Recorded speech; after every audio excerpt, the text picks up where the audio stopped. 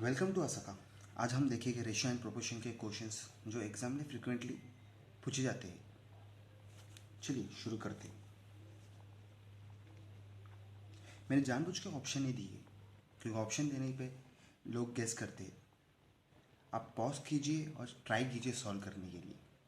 If होता है तो बहुत अच्छी बात है, नहीं तो मैं सॉल्व करने वाला हूँ। चलिए शुरू करते हैं। Fresh grapes contain 90% of water by weight, while dried grapes contain 20% water by weight. What is the weight of dry grapes available from 20 kg of fresh grapes?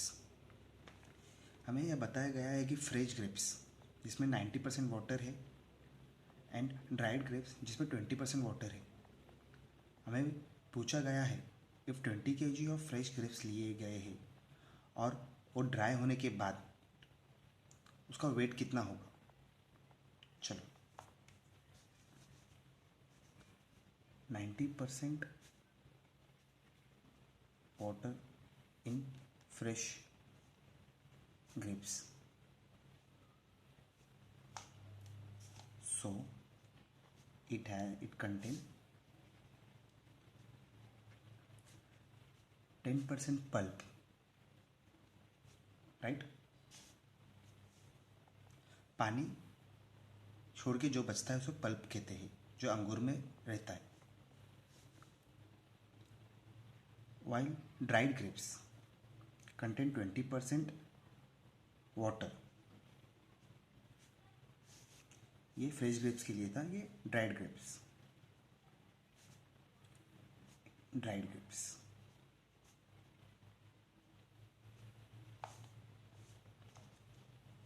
So 80% pulp होता है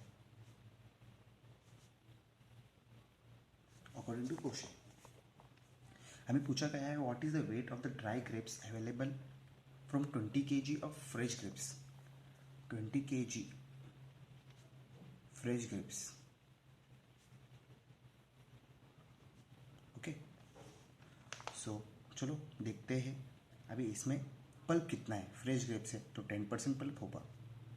10% ऑफ 20 kg कितना होगा? 2 kg pulp, okay. और हमें पता है कि 20% water in dried grapes and 80% pulp होता है। सो इसमें 80% पल्प है, ओके। हमें पता है 80% ऑफ एक्स जो टोटल वेट होगा उसका 2 kg पल्प हमें मिला है। सो उसका वेट कितना होगा? What is x exactly here? X is the weight of dried grapes. तो इसके हिसाब से एक्स कितना होगा?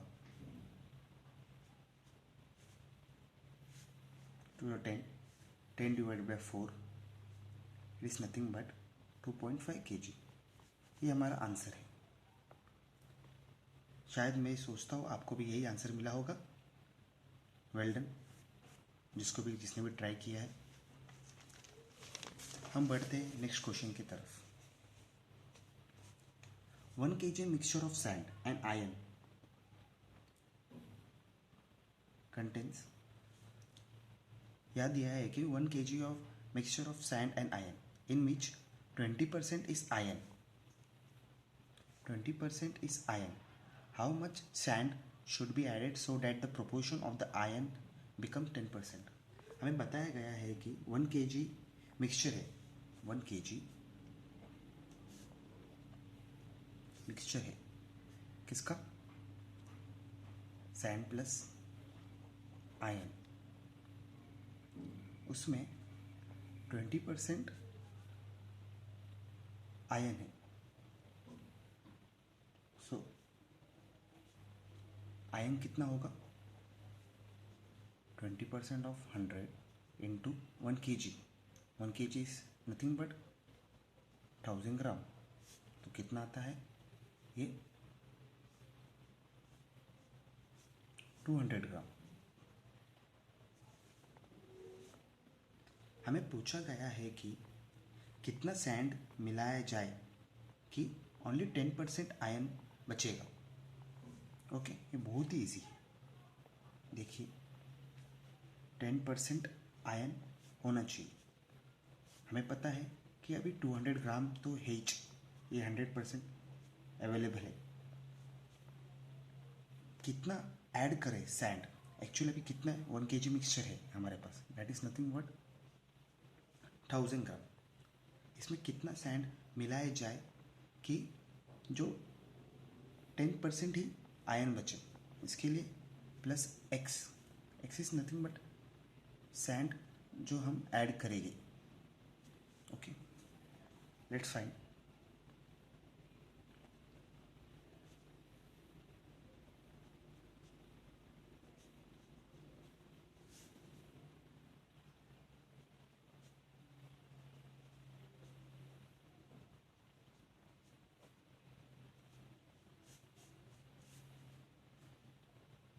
So x minus 1000 is nothing but 1000 gram. तो हमें 1 kg सैंड मिक्स करना होगा to get 10% ion. Okay, clear होगा। हम बढ़ते हैं अभी नेक्स्ट क्वेश्चन की तरफ।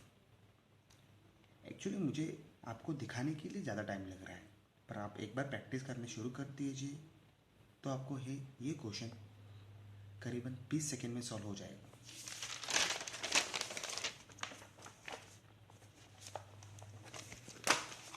ये बहुत ही फेवरेट क्वेश्चन है, एग्जाम सेंटर्स वालों का मोस्टली पूछा जाता है। I have 1 rupee coins, 50 paise coin and 25 paise coin. The number of coins is in the ratio 2.53:4. If the total amount with me is rupees 210, find the number of 1 rupee coin.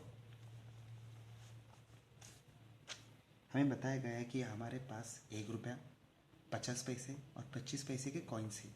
उनके ratio दिए उन्होंने 2.5, 3 और 4।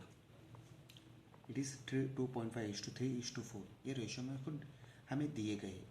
उनके total amount कितनी है? 210। So first of all we will do x plus 3x plus 4x equals to 210। क्योंकि जो भी मल्टीप्लाई करेंगे तो x को जो भी मल्टीप्लाई करेंगे जो आपको टोटल करेंगे तो आपको 210 ही मिलेगा। अभी इसमें बहुत इजी टेक्निक है जो आपको कहानी मिलेगी, प्लीज़ अच्छे से देखिए। फॉर x एक 1 रुपीज़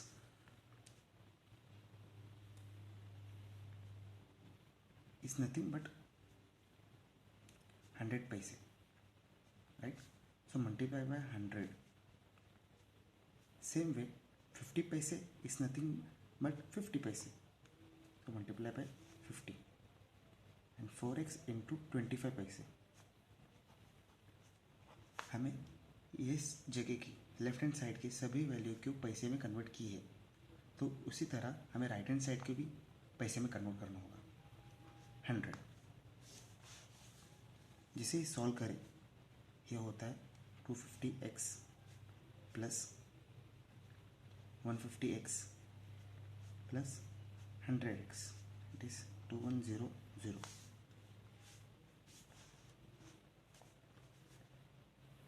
हमें इसे ऐड किए तो हमें मिलता है 600x, if I am not wrong, या it's right, 2100, 20 cut and x हमें मिल रहा है फिलहाल, sorry 150, 300, 400, it's 500, sorry my mistake, it's 500. Okay, 210 divided by 5 is 42, right? Now 4 za 2 za, yeah, it's 42. Now we have to calculate what is the number of 1 rupee coin. So 2.5 into 42, what is this? 42 into 2.5, 5 2s are 10, 5 4 20, 2 2s are 4, 24 plus 1 25, 4 2s are 8, 8 plus 2 it's 10, and 1 point. So we are getting 105 coins of 1 rupees.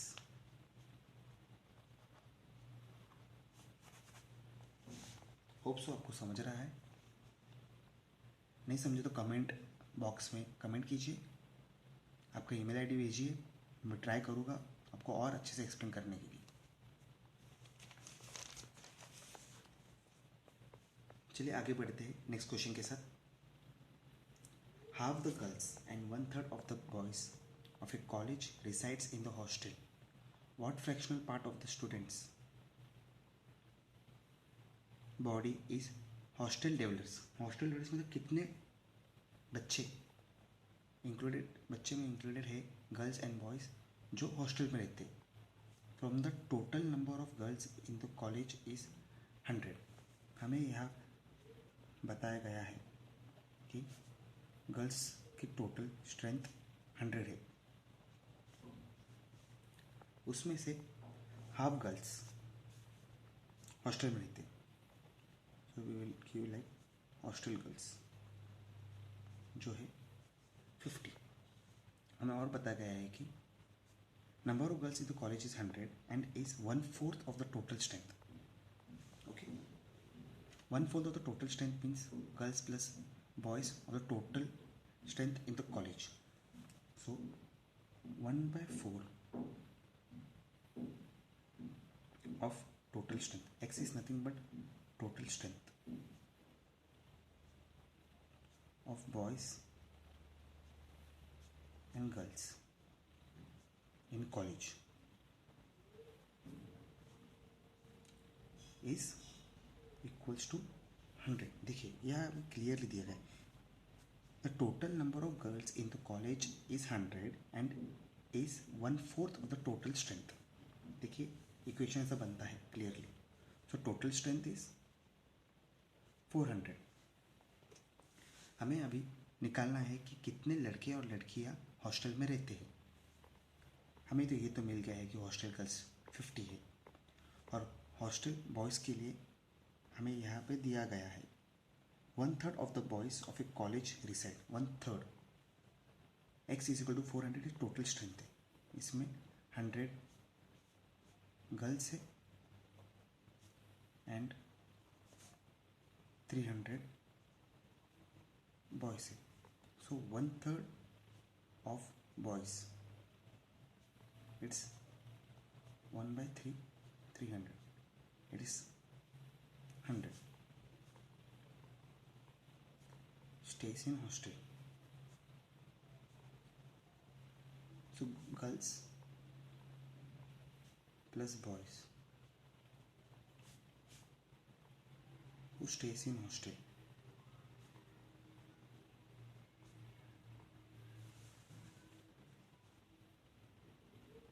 is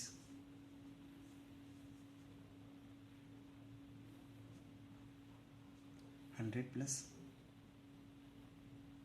50, 150। Hope आपको समझ में आया होगा। Hand writing नहीं समझते हो तो please थोड़ा संभाल के लीजिए।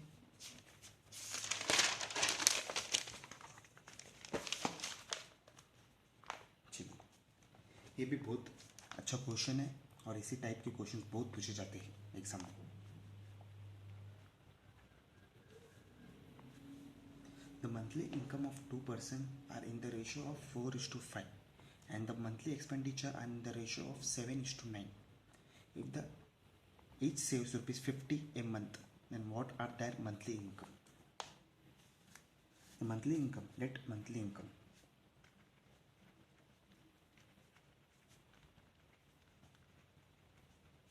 बी।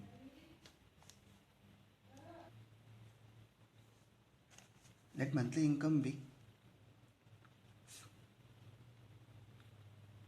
4i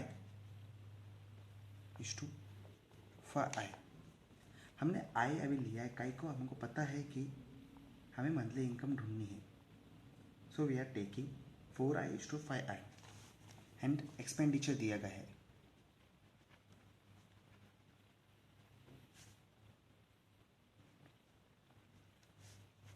6:9, इनकम है 4:5 और उनकी सेविंग है ईच ₹50 ईच। तो यहाँ पे बहुत इजी इक्वेशन बनता है। हमें पता है expenditure plus saving is equals to income. Okay,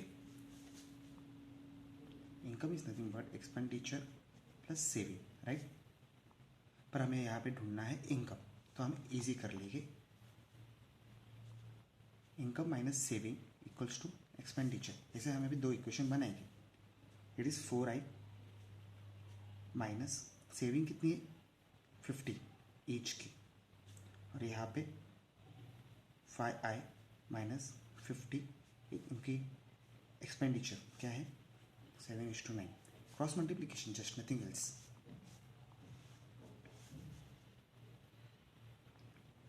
$36i minus 450 equals to 35i minus 350।